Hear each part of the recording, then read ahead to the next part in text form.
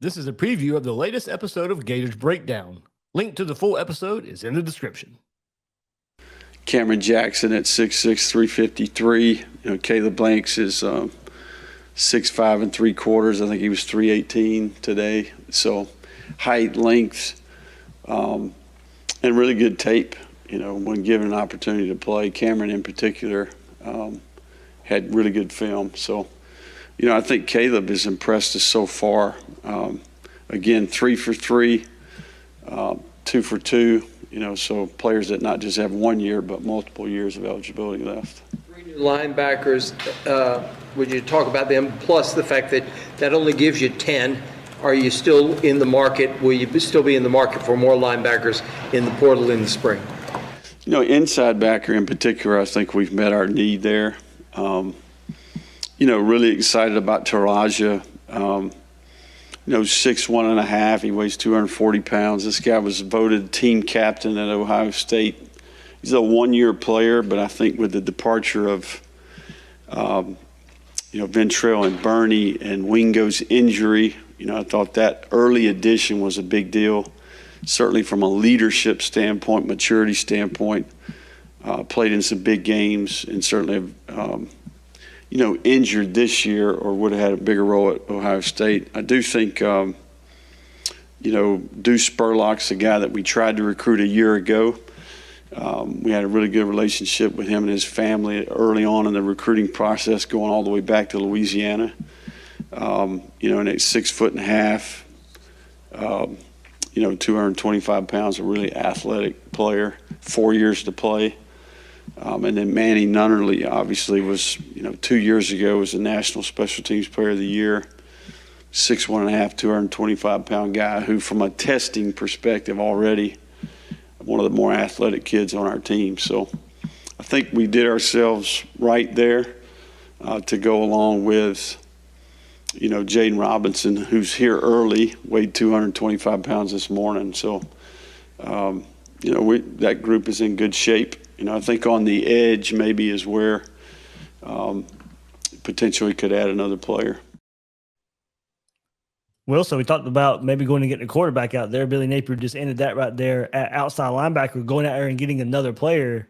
And, man, I haven't really – it has crossed my mind a bit, but hearing the head coach say it, that, man, he's so right. I mean, if you start looking at what they would call the outside backer, who do you have? Antoine Powell-Ryland? Jack Pyburn? True freshman TJ Searcy? Are you stretching maybe somebody else out there? But right now, those are the three I'm probably looking at there. You lost Lloyd Summerall from the roster to the transfer portal. He was, somebody who's been in the program, maybe would have fit in there as well. But, him saying they got to go out there and identify another outside linebacker, I was like, yeah, he's right, because that's three guys right there that I can think of playing that role, and they do need some more depth. That would, behind Powell-Ryland, who are you counting on?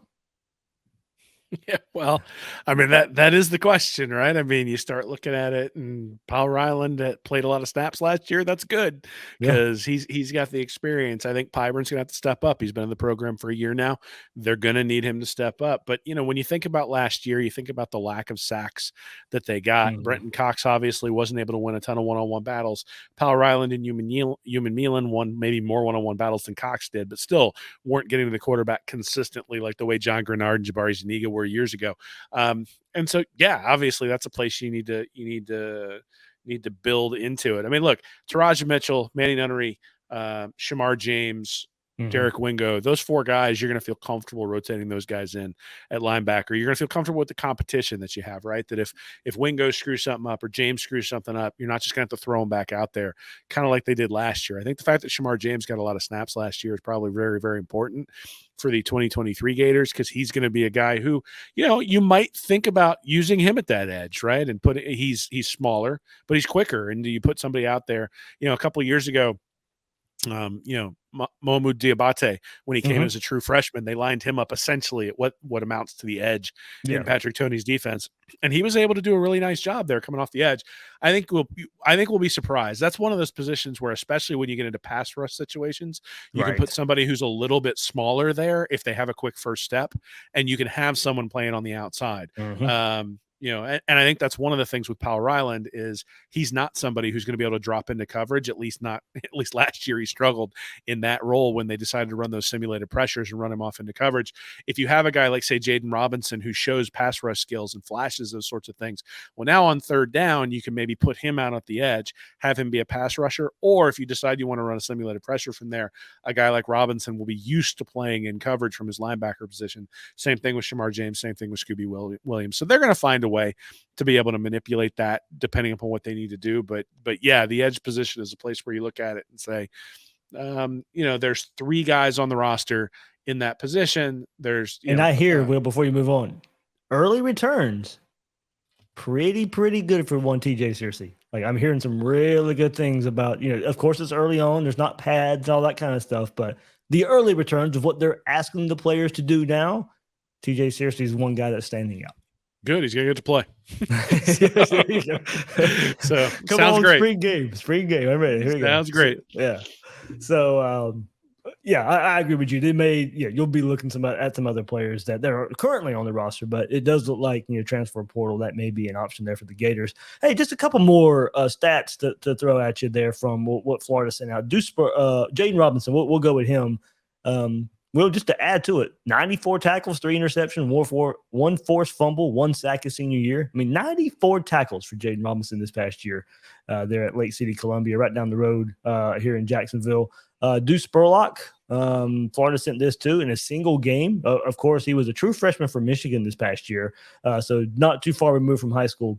Maybe show some of the potential here and, why Michigan and like programs like Michigan and Florida are after him. I know only a 3-star here, but some big programs going after Spurlock. In a single game during his senior season, 21 tackles, including 6 for loss, 3 sacks in that one. Now get this, his senior year. Now this is solo and assisted, so that number can get kind of sketchy, but still 186 total tackles for Spurlock, 27 for loss, 8 sacks, 2 pass breakups, forced fumble, also played offense, had a 50-yard touchdown catch in the postseason in 2021 to do Spurlock. So I know he was he came on late in that cycle, ended up at Michigan, but you heard Billy Napier say right there in the press conference, it was somebody they identified as well, and now ends up getting him anyway through the transfer portal. And then one more, we'll bring up Manny Nunnery, of course, the transfer from Houston. 34 games at Houston, 8 starts, 75 total tackles, 45 solo. He had 3 tackles for loss, 3 blocks, 2 pass breakups. Finished 5th on the team at Houston with 46 tackles. And you heard Billy Napier, you heard Will and I discuss it too. Special teams aficionado right here for Nunnery. I expect him to be on special teams. Blocked 2 punts and 3 kicks in 2021 to earn the National Special Teams Player of the Year award.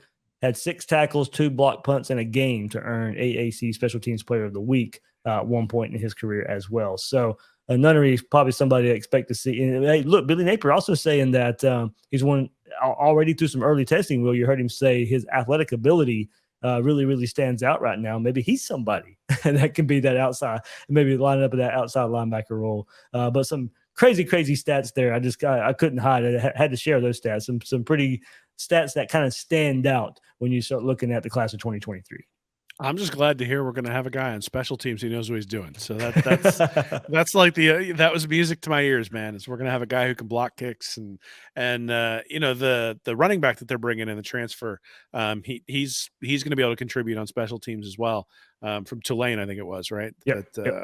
So the special teams hopefully are a strength in 2023 because they weren't in 2022. And just having Nunnery there, even if he doesn't contribute on the defense, if he can contribute on special teams, it's a significant pickup for the Gators. Want more Gators Breakdown? Join Gators Breakdown Plus. Starting at $3 a month, get access to unique episodes, plus a blog, chat room, giveaways, shout-outs, and more. Gators Breakdown Plus is furthering the interaction with fans and listeners like you. Head to gatorsbreakdown.supportingcast.fm to join Gators Breakdown Plus today.